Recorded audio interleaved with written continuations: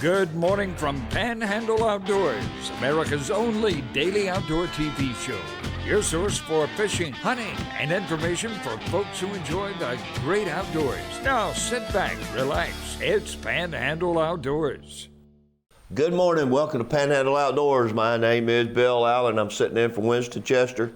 And yes, there's nothing wrong with the sound. I do have a little bit of a sinus infection this morning.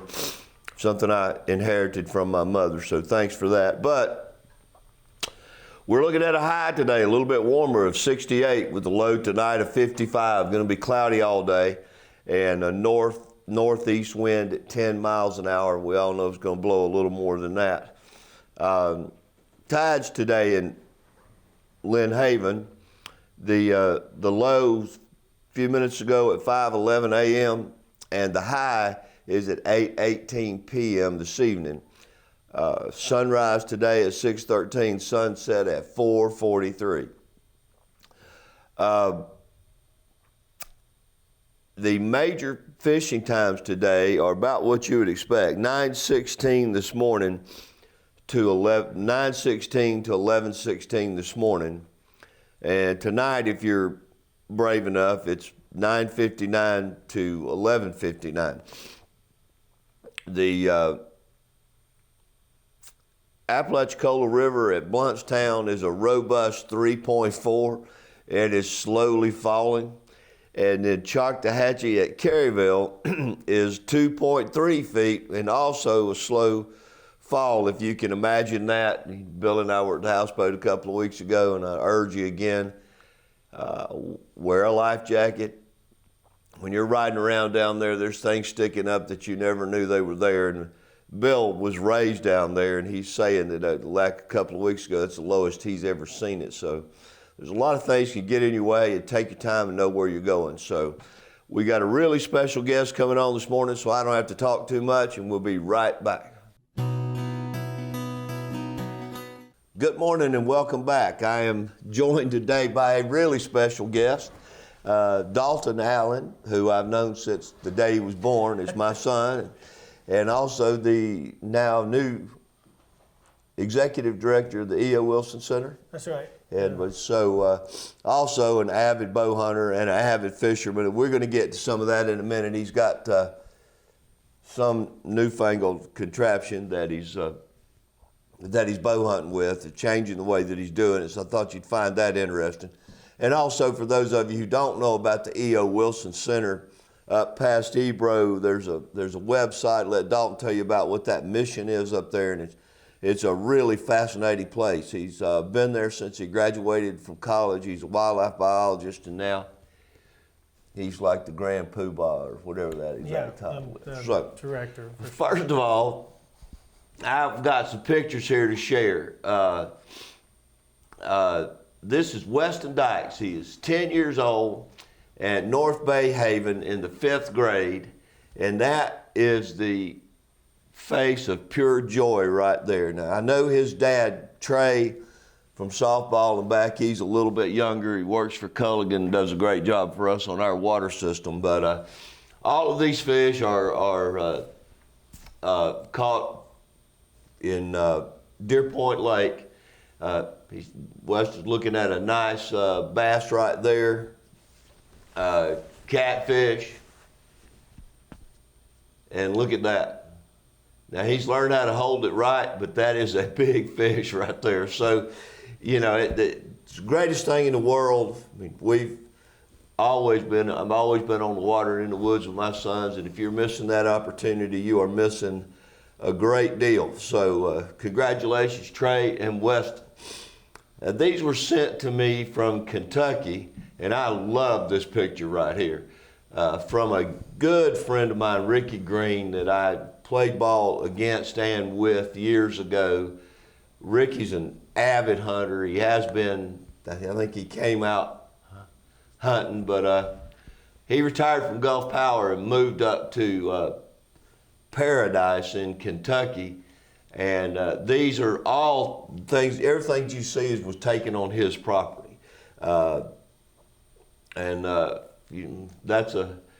an old Browning, I think he said 20, that my dad worked on it one time or a few times for him, but now that dog knows how to pose. That's not this dog's first time. So this is one that he's tracking on his game cameras right now that I think he told me his wife was hunting. And pretty decent little whitetail. You know, Kentucky, they get pretty good size. None other, I just had to throw that in. Absolutely gorgeous. That's also part of his property, so he just does this to make me jealous. And that in the background is Ricky and this little, first year buck that he killed up there. That is an absolute stud. And not Ricky, but the deer. And so he's living up there, apparently watches the show on YouTube and knew how to get in touch with us from that. Like I said, I haven't talked to him for years, and it was great to talk to him the other day. And Ricky there, just a great guy. So we've been showing, before we get into your business, we've been talking about trot lines and bush hooks a lot on the show, which, we camped down on Bierman's, and I did with my dad, and now Dalton and my other son, Austin, our grandsons are going, or my grandsons are going, and we have a great time squirrel hunting, but we run bush hooks and we run trot lines because they've always loved it. The kids loved it, but it's a fun activity to do at night. It is. For sure. It is. You take your time, nice spotlight, and you never know what you're going to come up with.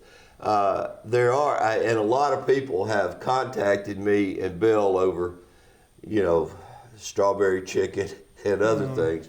But there are some regulations associated with this, and one is you're not allowed to have more than 25 hooks on a line. There's a maximum of 25 hooks.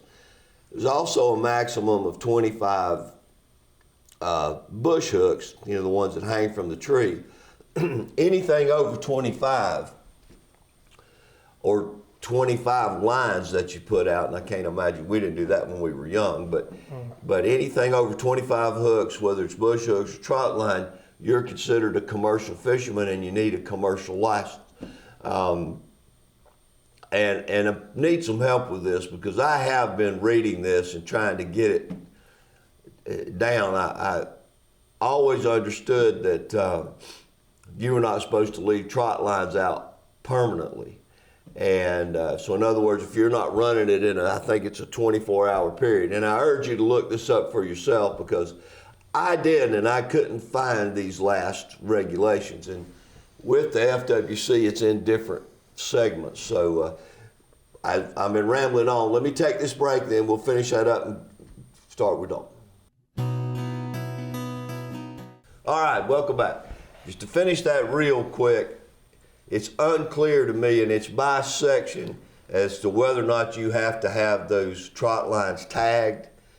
It does say at one point that you do have to identify who you are, but I can't tell if you're commercial fishing or regular fishing, and I'm not really sure about that. So I did spend some time trying to look it up, and I couldn't find a clear answer to it. So that's something you really need to look into. Again, make sure you're doing everything right.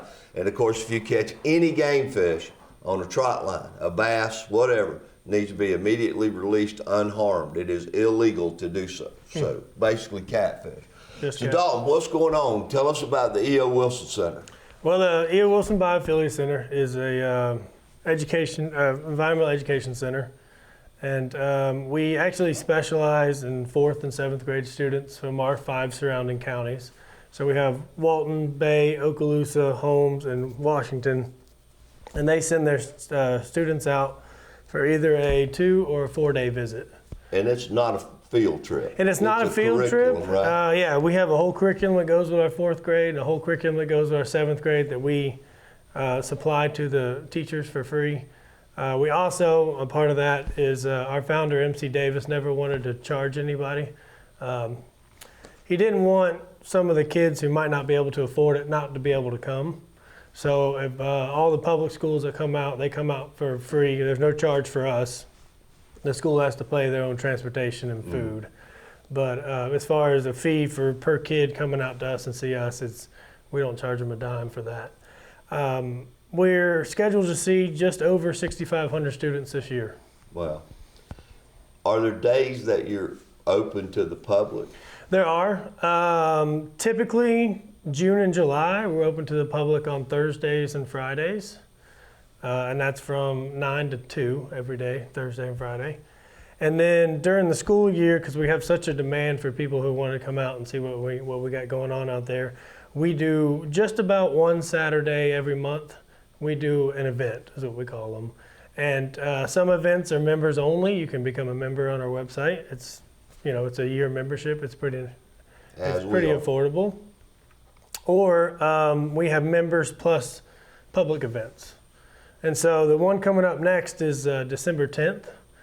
It's on a Saturday, December 10th, and it is called our Winter Extravaganza. So it's like a winter festival we're going to have out there. Bouncy houses, all of our reptile room's going to be open. We'll probably do a bird show or two. We'll have some fox chats and bobcat chats and a lot of interactive things for the people out there. And that is a public plus member event. Mm-hmm. Members get in free to all of our events, and publics, if you're public, I think it's $8 for an adult and $5 for a child. Talk about the facility a little bit. I mean, when I first went out there, I had no idea, and I was really impressed. We get that story a lot because people drive by it all the time. We're on 20, about 5 miles from 331 if you're coming from Panama City. And real close to the golf course out there. Yeah, it's pretty close to Windswept. Across the street. And people drive by all the time, and they're like, I see the fence, I just didn't know what was back here. Yeah. So when the gates open, we get people come in all the time just to see what's going on. And everybody who comes in the first time is amazed at what we have in the exhibit hall. And it's really hard to explain, and I think that's one of the reasons. Like, I can tell you it's awesome, and I can tell you we got fake trees in there and dioramas and all this stuff. But if you don't go experience it for yourself, you don't really get it. And even pictures don't do a lot of it justice. No, it's true. The main building is extraordinary. It has an aquarium in it. It has there's all kind of wildlife in there. I mean, and you have a variety of, I'll get this wrong, but rescued animals that can no longer survive in the wild. Yeah, all of them, they're animal ambassadors, and all of them are either imprinted on humans, so they won't be able to survive in the wild, or they're injured in a way that makes them non-releasable. Most of our birds are injured where they are non-releasable. And I mean, owls and hawks. We have owls, eagles. Hawks, 2 eagles, a couple of vultures. And they're tradable, right? You do some shows with some of them. Yeah, we do some shows with some of them. Some of them are non-flighted because they're missing part of the wing, or the wing's broken in a way they can't get lift.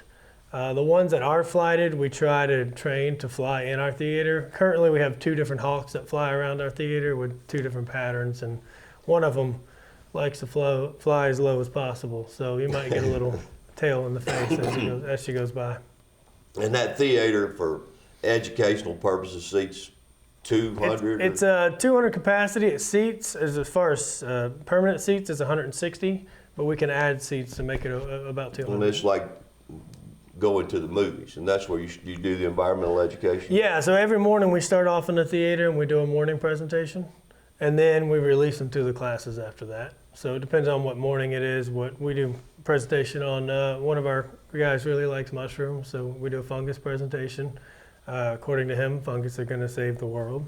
So I'm not sure I'd say one of my guys really likes mushrooms, but if you're not my age, fungus. that doesn't really matter. Yeah. But also, there are a lot of established trails that you originally set up, but there are a lot of trails, so there's a lot of outside activity and hikes. Yeah, when it's not raining, we're outside as much as possible, obviously. And they have 7 different trails on the land that we go through with the students. And if you come for a 4-day visit on 4th grade, you pretty much hit every trail, all 7 trails. Yeah. There's one that goes out about 1.5 miles, so they don't hit it in 4th grade. It's a little long, but. And the website, if you want to take a look at this. The website is eowilsoncenter.org. Okay. And then there's tabs up top where you can see most of it. Could become a bio member. It's really cheap. It's You get a lot from it. You get to come to all of our events for free. All of our public days you get for free also. So Yeah, it's an incredible organization, basically funded by one man and his foundation, MC Davis, and that foundation sustains it along with your activities of fundraising, dinners. And so all the dinners and all the memberships and all that money goes toward helping fund our mission. Yeah, and Don and I are members. There's several friends that are. Greg and Lynn are. It's just a wonderful place. If you get the opportunity, it's well worth seeing it. We've got something like that here. It is incredible. All right, we're going to go take this break right now. We'll be right back. All right, welcome back. So let me just shorten this, and I'm going to give it to you. Yep. Basically, you're not doing any kind of a lease this year. You decided to go public hunt for the whole thing. I did. I've been on a lease for a couple of years over toward Weewall on Highway 22. Well, we've been on leases since we had that property up there 4 or 5 years. So, in other words, it was you didn't think it was fair. It's too easy. No, it's not that it was too easy. It's still difficult. But You wanted to step it up. I wanted a little bit more of a challenge instead of sitting in a box blind and having a feeder and bringing them to me. So I decided to public land hunt this year. And Florida does a really good job with their limited quota. They call them limited quota hunts. Limited quota hunts. And you can just Google FWC quota hunts and they'll pop up. And you got several places and I might get this wrong, but I believe it's in August. It's either May or it's in August, I think. May or August. You go on there and that's the first date you can apply for these limited quota hunts. And you can select 5 different. So what you do is you select, if you're an archery hunter, you can select archery, and it comes to another page. And that page, you can actually select where you want to archery hunt through the WMAs and things like that. And you got several, so the rules are different.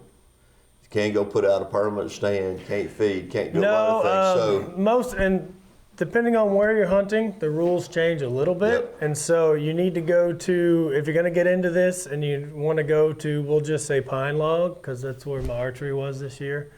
You need to go to the Pine Log brochures, what the FWC calls it. So type in FWC brochures and then find Pine Log, and then you need to read about the different rules, because each WMA or each thing has different rules. That's true about everything. When you can show up or what day you can go scout. Typically you can scout a day before your hunt, and that's it. And then the size of the deer actually changed depending on what WNA also. Where you are. Yeah. So to combat that or to hunt, you've got this thing. So since I don't have a permanent stand anymore, I decided to go saddle hunting this year. And this is a saddle made by Tethered, actually. And this is all there is, right here. So the stirrups go through your feet, you wrap it around your legs, and you buckle it together. And then kind of look like the guys the way they used to climb the telephone pole. Yes, and it's actually, I think that's where it came from, designed to climb telephone. It's gone. Then the ladder. Well, that's the climbing stick, but I'll show you some pictures here. So this is me when I first got it, so I'm a little awkward on it still.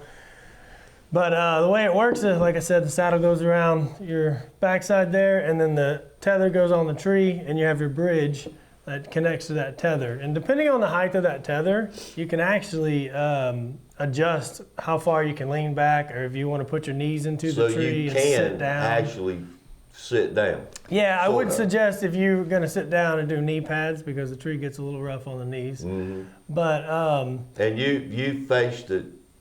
I mean, it takes a lot of practice to shoot a bow from that. Actually, it's not that much of a practice. You need to definitely practice and shoot a bow from it. But when you're standing up, it's just like standing up shooting a bow.